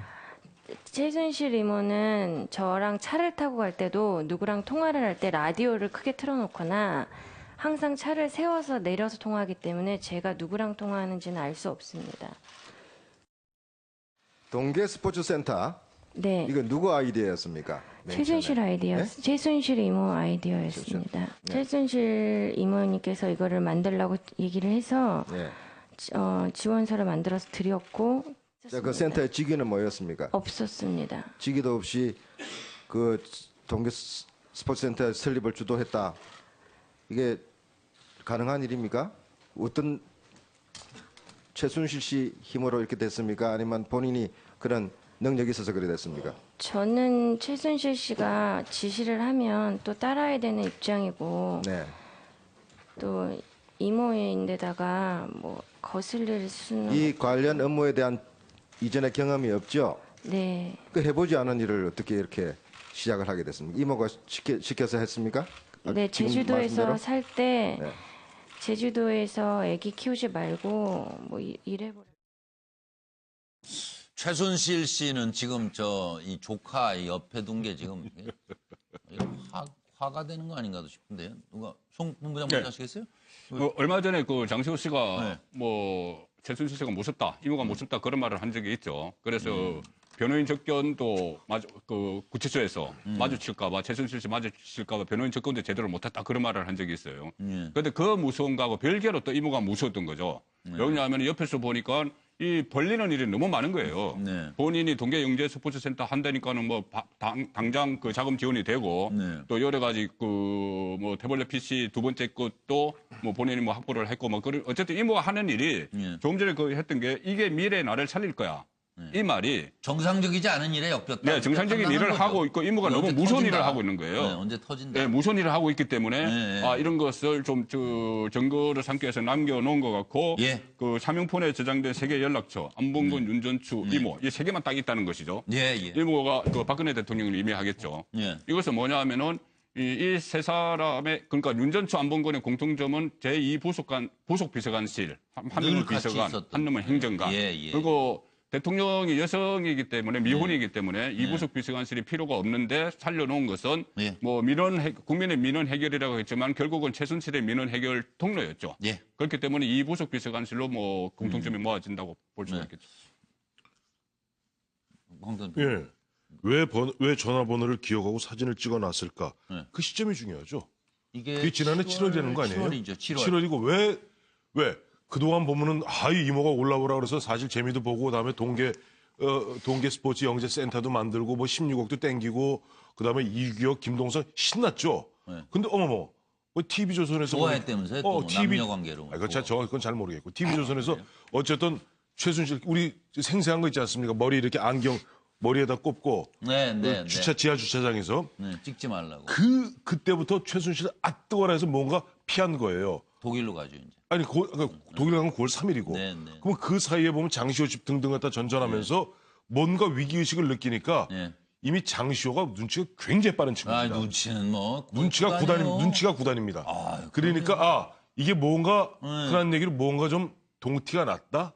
동티가 날 가능성이 있다. 터진다. 그러니까 뭔가를 위해서 사실 보면 그 뭐 시크릿 백이라고 그러나요? 저거 좀 열어봐야 되겠다. 백을. 뒤져봐갖고 뭐가 있는 거 다 찍어놓은 거야. 다 찍었어요. 그런 거니까 뭐 그런 거고 또 하나는 왜 세계 번호를 보면서 한전하게 573127. 그 뭐예요? 궁금하시죠? 전화 통화 횟수? 이게 바로 얼마 전에 이규철 특검보가 등등등 이야기하면서 영장 압수수색 영장 그거 갖다 반드시 받아야 된다고 행정법원에다가 막 조르면서 했던 얘기가 6개월간에 573회 통화를 했고 그다음에 최순실이 독일 가 있어. 독일 가서 9월 3일부터 10월 25일까지 26일 127일 했다. 그런데 이 최순실이 그럼 이 핸드폰으로 했겠네요. 아니 그러니까 저도 이걸 시점을 다시 봤는데 이 시점이 이게 7월 달에 이거 찍은 거라며요. 7월 달에 찍었는데 10월 달까지 그러니까 어쨌든 이 핸드폰을 안 바꾼 거예요. 안 바꾼 거예요. 그러니까 바로 그 얘기 나왔을 때 청와대 측에서 무슨 얘기 하십니까? 박 대통령하고 최순실 한 10여 차례 한 건 사실이고 막판에 보면 그런 얘기 나오잖아요. 최순실이 이제 연락이 안 되니까 장시호한테 통해서 누구야 자기 언니 최순득을 통해서 어쩌고 저쩌고 했다고. 그래서 573, 127 이규철 특검부에게 알려드립니다. 제가 계속해서 최순실에 대해서 평가를 할 때 어설픈 기획자라고 하는 게 저 시점에서 바꿔서 해야 되는 거였잖아요. 그러니까 핸드폰을 본 줄 어떻게 알아? 아니 근데 본 거 안 보고 이제 가까운 데 있다가는 엄청 맞겠는데. 질문에 대해서 좀 충실하려고 그럽니다. 일단은 이 역사적인 흐름을 이번 그 과정에서 흐름을 좀 봐야 됩니다. 가장 먼저 문자가 사고를 친 거죠. 안종범 수석의 수첩으로 계속 사고가 나다가 그 다음에 음성으로 사고가 이제 터지기 시작하면서 정호성의 핸드폰 녹음으로 쭉 터집니다. 그리고 이제 드디어 사진까지 나왔네요.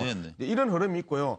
그 다음에 계속해서 장시호나 이제 앞에서도 말씀했던 것처럼 저게 방패의 개념으로 그 사용됐다라고 이제 언론이 이제 분석을 하고 장시호도 그렇게 미래의 나를 살릴 것이라고 했는데 저는 저게 방패일 수도 있고 칼일 수도 있다는 겁니다. 아, 그래요? 무슨 이야기냐면 2014년에 정윤회 문건 파동을 정말 기가 막히게 무마시켜 나가는 모습들을 봤단 말이에요. 지는 옆에서. 지는 이모가 무마시켜 나가는 과정들을. 그렇죠. 그러면서 우병우라는 스타 플레이어를 그 스카웃을 하고 그리고 민정수석으로 밀어 올리는 모습도 봤고 검찰을 이후에 장악해 나가는 것과 언론을 놓고 장난치고 언론이 알려가게 만드는 모습을 봤단 말이에요. 그렇기 때문에 이후에 저러한 증거들, 장시호는 증거들을 계속해서 모으고 가지고 있으면서 이 사건이 무마됐었을 때 나중에 그 최순실의 재산들을 저는 일관되게 장시호의 관점은 아이와 어머니가 아니라 그 최순실의 재산이라고 보는데 저 재산을 이후에 갈취하기 위한 또 하나의 중요한 협박의 무기, 즉 칼로스의 그 증거들을 틈나는 대로 모으고 있었다. 계속해서 축적해 가고 있었던 것 아니냐라는 의심을 하는 거죠. 아니, 그러니까 다 안 깐 것 같은데요. 아니, 지금 그러니까, 차 교수님. 예, 이거 다 믿을 수 있어요, 장시호는? 저는 우리 양 박사 이야기가 이제 저도 똑같은 생각이에요. 유언장도 안 내놓고. 그렇죠. 그러니까 지금 바로 그래서 제가 지금 살모사를 그린 건데 이거 이제 저작권은 차명진 전 의원이 갖고 있습니다. 저작권 염려 안 하셔도 돼요. 똑같은 그림이라고 볼 수가 없어요. 본인이 또 그런 것도 보고 또 전화 올까 싶어서. 너무 격 떨어진다. 저게 살모사로 누가 봐. 여론을 생각해서 진짜 차명진 의원이니까 차재원이 그냥 이러시네. 차시들이 다 화가 그래서 바로 이 살모사라는 그 차명진 전 의원의 이야기가 바로 여기서 딱 떨어지는 거죠. 자기의 그러니까 그 잘못을 뭐 떠넘긴다 그런 것도 있지만 이참에 이모를 확실히 보내서 이모가 숨겨놓은 재산까지 내가 어떻게 한번 해볼까? 그것이 바로 그때 차명진 전 의원이 이야기했던 살모사 이론 아닙니까? 저는 바로 이번에 그 전화번호 찍고 또 인사 그 파일 그 핸드백에 있는 거 찍고 하는 것들을 딱 보면서 야, 그 말이 맞네. 딱 그 생각이 들더라고요. 일종의 그래 이게 소위 말해 살모사 이론이고요. 근데 왜 그러면 세 개만 있느냐? 그건 바로 이것이 정호성은 거기 안 들어있고. 핫라인이라는 거죠. 핫라인이라는 거. 그게 핫라인이죠. 그러니까 남북 간에도 핫라인 하면 수신자가 한 명, 두 명 정도밖에 안 됩니다. 미소 옛날 과거 냉진실의 미소관에도 보면 참모들 하고 바로 직접 다이렉트로 이야기를 해야 될 거 아닙니까? 그렇기 때문에 딴 사람이 끼면 안 되는 거죠. 약간 보조해줄 사람 한두 명 정도. 그게 바로 핫라인이라는 거죠. 우리 중학교 때 영어 배울 때는 저거를 하시라고 안 읽고 호트라고 읽었는데. 네, 감사합니다. 자, 이번에 특검이 그 장시호를요, 인장을 상신해야 된다고 봅니다. 장시호가 없었다면 이까지 못 왔을 거라고 저는 보고 있습니다. 그렇긴 하죠. 태블릿 PC 두 번째. 그래서 최순실 집안에서 평소에 집안의 그 2세들 중에서 최고 브레인이다 할 때 우리가 저 사람이 뭐 학교 다닐 때 공부도 안 했는데 뭔 브레인이냐 이렇게 좀 비웃었는데 지금 브레인이라는 걸 입증을 본인이 하고 있지 않습니까? 지금 솔직히 말하면 일부 알려진 부분 중에 상당한 부분이 도저히 저 내부가 아니면 알 수 없는 게 맞습니다. 저희 장시호한테서 많이 나왔거든요. 그래서 장시호는 저는 이렇게 봅니다.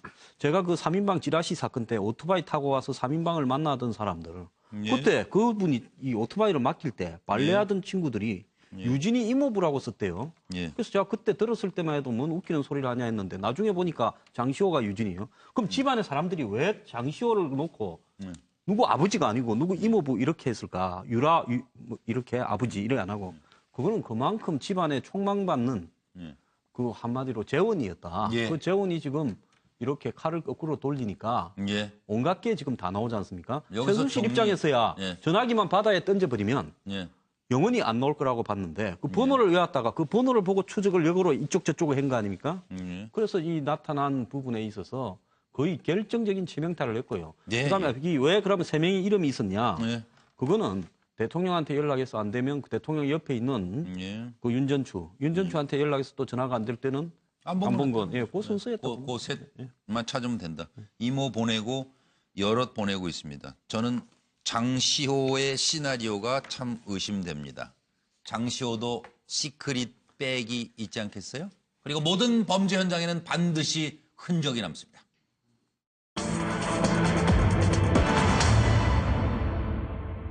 우병우는 이번에 다시 나오면서도 모른다고 그랬죠? 최순실 모른다. 근데 최순실 포스트잇을 본 우병우의 반응은 과연 어떨까요? 민정수석실로 보내라. 이렇게 포스트잇을 붙였다는 거 아닙니까? 그리고 이 꼬리 잡힌, 포스트잇에 꼬리 잡힌 법꾸라지 이렇게 써놨는데 최순실 시크릿백에 들어있던 자료들에 민정수석실로 보내라. 또 추천 중 이렇게 다 붙어있다는 거 인사자료마다. 대위 문서, 이철성 경찰청장, 이 당시에 경찰청 차장, 인사 기록 등 정관 금융계 고위직 10여 명의 명단이 있었던 인사자료를 가지고 있었어요. 최순실이 뭐 하는 사람인지 모르겠어요. 왜 이런 걸 갖고 있어요? 민정수석실이 인사 추천 거부를 하니까 이모가 왜 청장이 안 되느냐? 이 사람 왜 청장이 안 돼요? 하고 화를 내며 누군가와 통화했다. 이 누군가를 아시는 분? 난 최순실을 모른다고요? 너 왜 그러니? 아, 머리 아파. 누군가와 통화했다. 누군가를 아시는 평론가 계세요? 모르세요? 아니, 짐작은 가죠. 민정수석보다 높겠죠.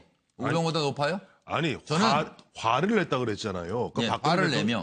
박근혜 대통령 아닌 듯하고 네. 보면은 그렇게 보면은 당초 보면 민정수석실에서 그 이철성 당시 이제 그 후보자의 여러 가지 뭐 한두 가지 그 결격 사유가 있다고 일단은 일반 노가 떨어졌다는 거 아니에요? 네, 처음에 노 떨어지니까 거기 화를 냈다면은 결국 그와 같은 이야기를 전달할 수 있는 제 짐작입니다만은 정호성 비서관이 아니었을까? 예.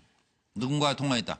이거는 우병우라도 문제고 아니라도 문제다. 그 점을 지적해드리고 질문을 드리고 싶어서 그런 겁니다. 인사검증 실패 책임에서는 자유로울 수 없기 때문입니다. 준비된 내용 듣고 와서 답을 청하겠습니다.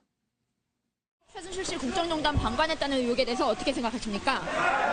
최순실 씨 아직도 모르신다는 입장이세요? 네, 모릅니다. 이석수 특별감찰관 내사 방해했다는 의혹에 대해서 한 말씀 부탁드립니다. 들어가서 아니, 잠시만 말씀 주시죠. 문체부 인사 개입했다는 부분에 대해서 그런 모든 오늘 조사 받겠죠. 아드님 후보직 특혜에 대해서 한 말씀 부탁드립니다.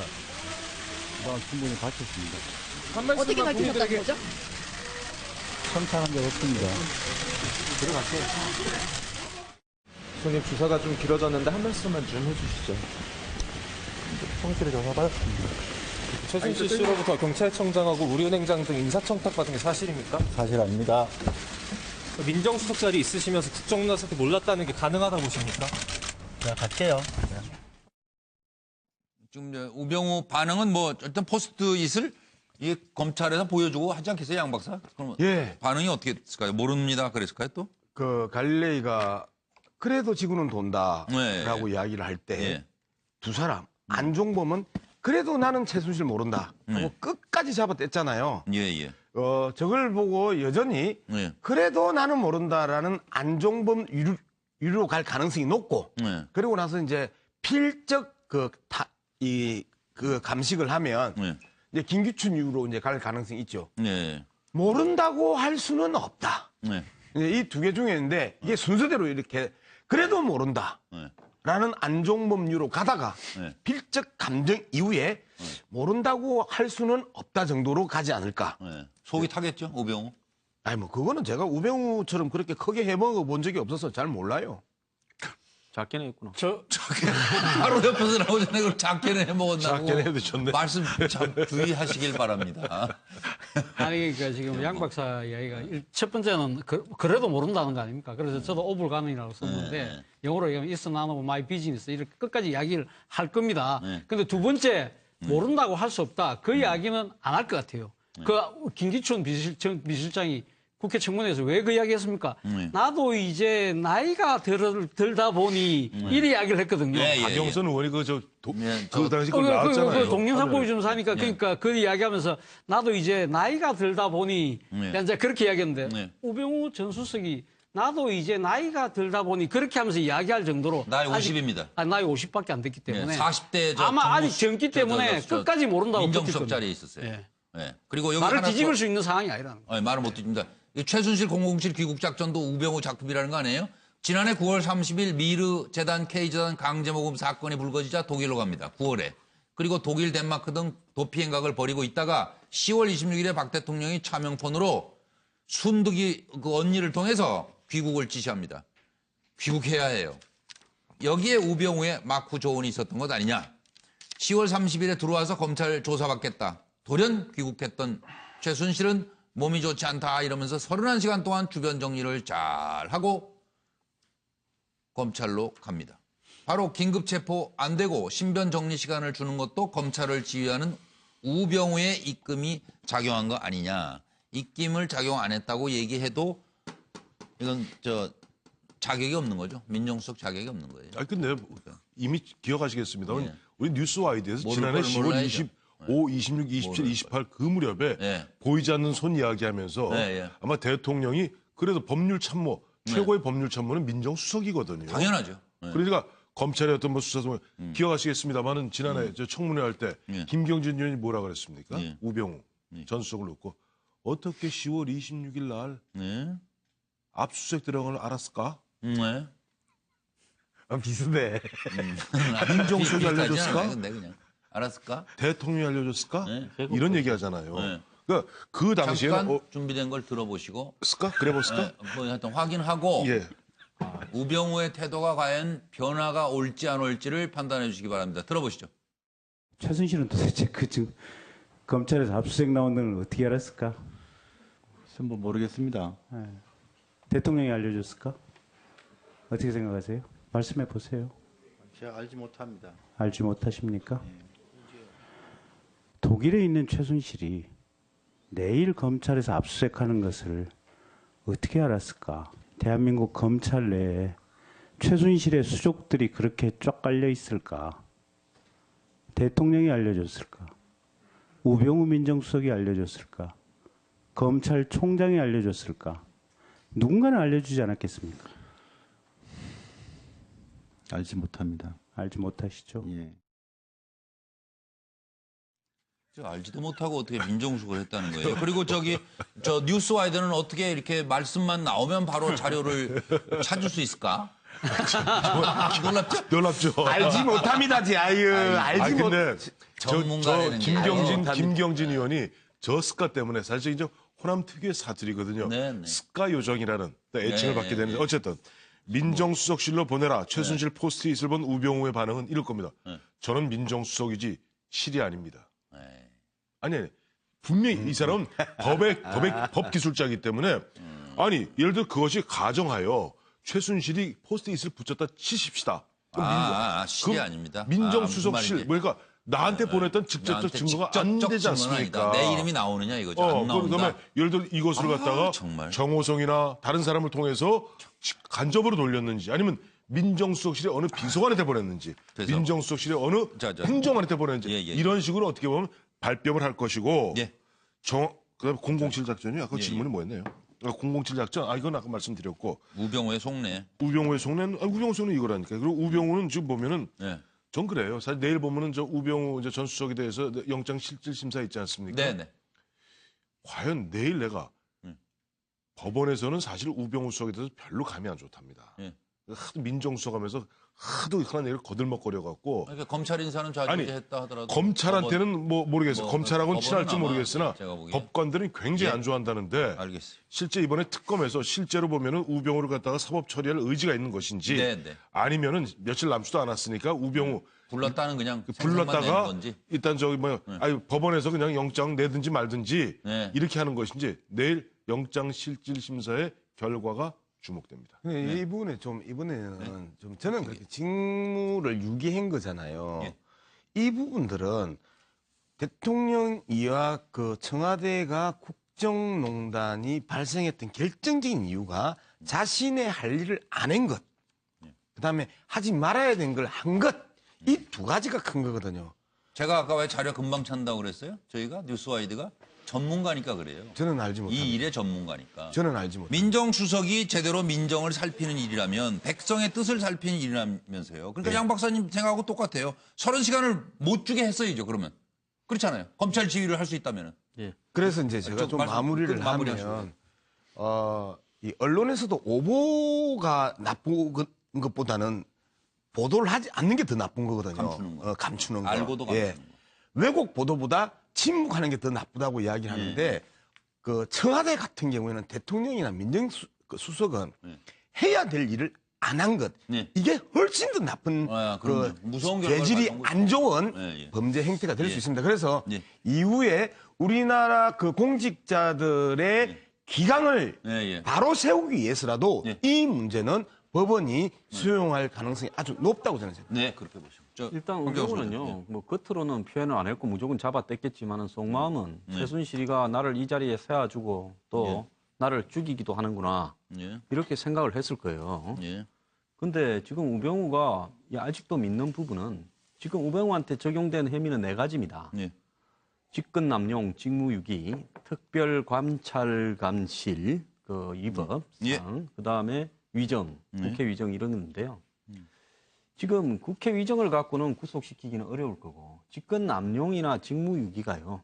당사자가 잡아떼고 이러면 확실하게 어떤 증거, 그러니까 이렇게 피해자들이 확실하게 우병우가 나한테 이렇게 직권남용을 했다, 직무유기를 했다라는 부분을 정황과 더불어서 정언을 갖다가 해야 되지. 저게 이 실질적으로 법 적용을 하기가 굉장히 쉽지 않은 부분입니다. 그래서 우병우는 그렇다면서요. 내가 직권남용, 직무유기 이 두 개 가지고는 버틸 수가 있다. 그런 희망을 갖다가 좀 아직 가지고 있을 거라고 봅니다. 범죄 혐의 치고는 잘 안 보여서 그래요. 누굴 확 때려가지고 상처가 나면 그냥 너 때렸지 그러면 되는데 아주 기기묘묘하게 아주 어떻게 보면 고영태 게이트 아니냐는 얘기를 하는데 저는 오늘 이거 쭉 보다가 이거 우병우 게이트 아니야? 그런 생각도 언뜻 했어요. 그렇죠. 게이트라는 게 거기 권력 정치 권력과 관련된 대형 비리 의혹 사건을 통칭 게이트라고 합니다. 그러면 고영태가 정치 권력과 끈이 닿습니까? 네? 어떻게 보면 우병우가 그렇죠. 권력 핵심에 있었고 끈이 닿았지. 권력의 끈도 닿고 또 저는 그 우병우 전 수석이 그 실정법 위반 여부와는 상관없이 세 가지. 제일 처음에 종려내 리스트 파문 났을 때 덮었지 않습니까? 민정비서관으로. 그때 안 덮고 그 명백하게 밝혔으면은 그 이후에는 일어나지 않았죠. 오히려 덕이 그다음에 하나는 최순실 씨 이거 아직까지는 의혹이지만은 국정농단을 무기를 방조하거나 도왔다는 의혹. 나머지 하나 또 있습니다. 수습까지 나섰다는 부분이죠. 아까 말씀하셨지만은 최순실 씨가 귀국하는 그 10월 30일 그날 우병우 사표가 수리됩니다. 그때 저 참모들이 일괄 사표를 냈다가 그다음에 선별 수리를 했죠. 이원종 실장이나 이렇게 선별 수리하면서 그날 그 우병우 수석의 사표가 수리가 되면서 그 전에 그렇게 언론에서 왜 안 물러나나 해도 끝까지 버텼어요.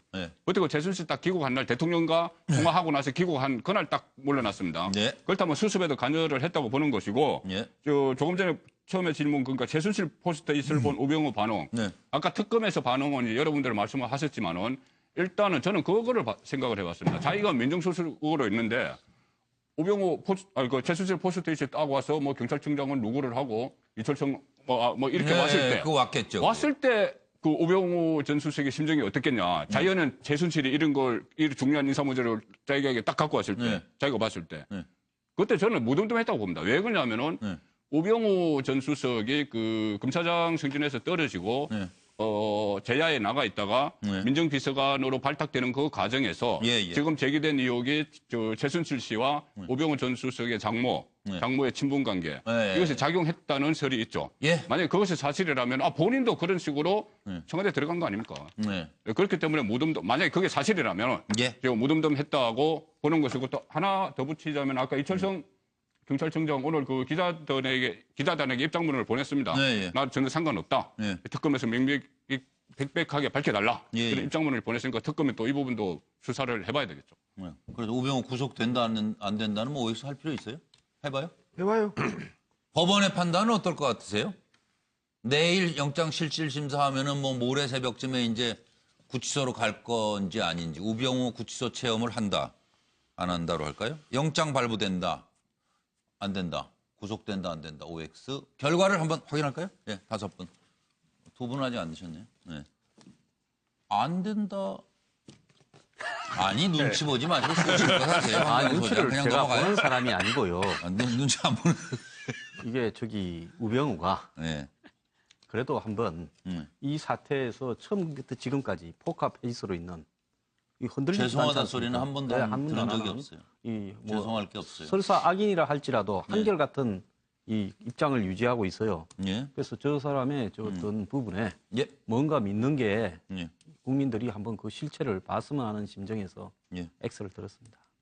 그럼 마지막으로 특검 연장 과연 어떻게 될지 한번 살펴봐 드리도록 하겠습니다. 황교안 특검 수사 연장하라 이렇게 주장을 야사당이 하고 있는데 권한대행 뜸들이고 있습니다. 황교안의 속내는 그리고 승인 여부를 여쭙도록 하겠습니다. 제가 정리해드리죠. 닷새 만에 국회는 정상화에 합의했습니다만 특검 연장 기싸움이 지금 절정으로 치닫고 있습니다. 자유한국당은 특검 연장 반대를 당론으로 추진키로 했습니다. 야당이 대선에 특검을 이용한다. 대선용 정치 수단일 뿐이다. 그리고 야사당 합의는 명백한 월권이자 특검을 정치적으로 압박하는 행위다. 특검 연장은 헌법과 모순된다. 법에 따라 검토할 것. 특검 연장 황교안 권한대행이 결정할 문제다.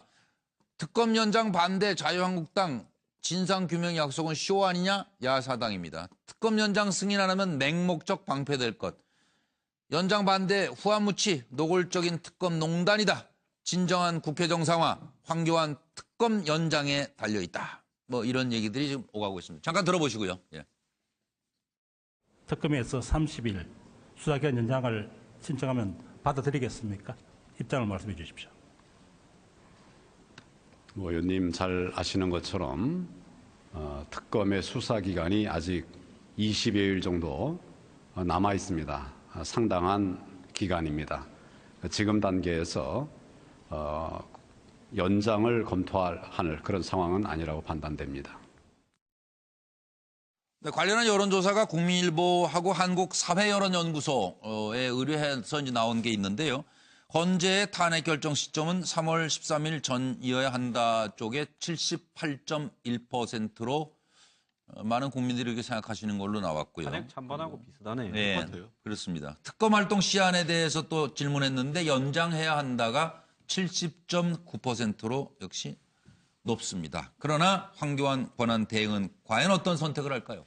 네. 그럼 뭐 누가 먼저? 황교안 소장? 네, 지금 먼저 현재 네. 그 황 대행이 탄핵 결정 시점 3월 13일 이후하고 비슷한데 네. 본인이 만약에 연장을 하지 않고 네. 야당이 이제 계속 공격을 하면 네. 연장하지 말아야 된다. 저 수치 24.2까지 지지율이 올라갈 수 있다. 네. 맞으면 맞을수록 네. 본인은 어디남으로 가겠다. 이런 입장에서 승인을 안 할 거라 봅니다. 안 한다?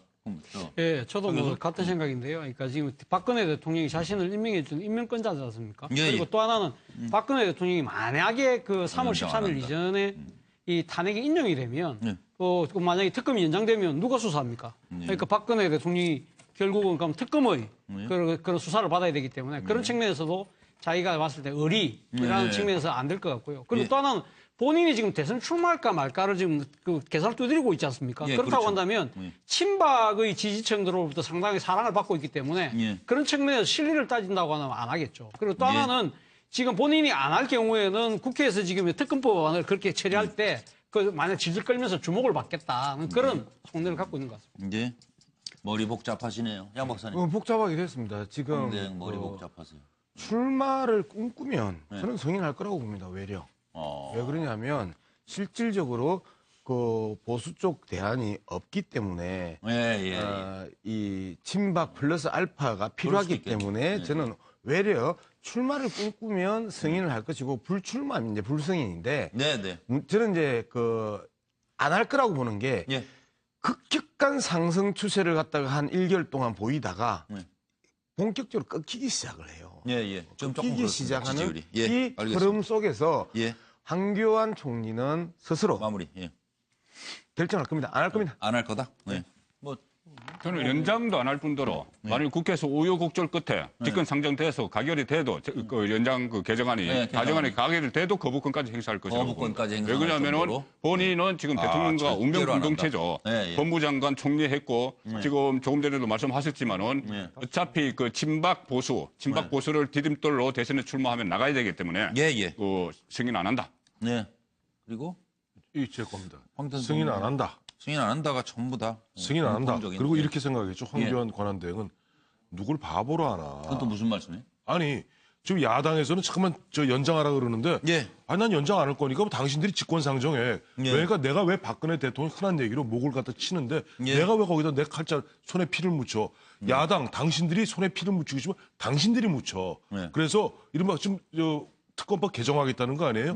그 야당 예를 들어 한국당이 반대하면은 직권상정 하라 이거예요. 그렇기 때문에 누굴 바보로 하나 라고 생각할 겁니다. 네, 지금 뭐 저희도 시간 다 됐는데요. 오늘 5분 수고 많으셨습니다. 이제 김주아 앵커가 진행하는 MBN 뉴스팔로 이어집니다. 안녕히 계십시오.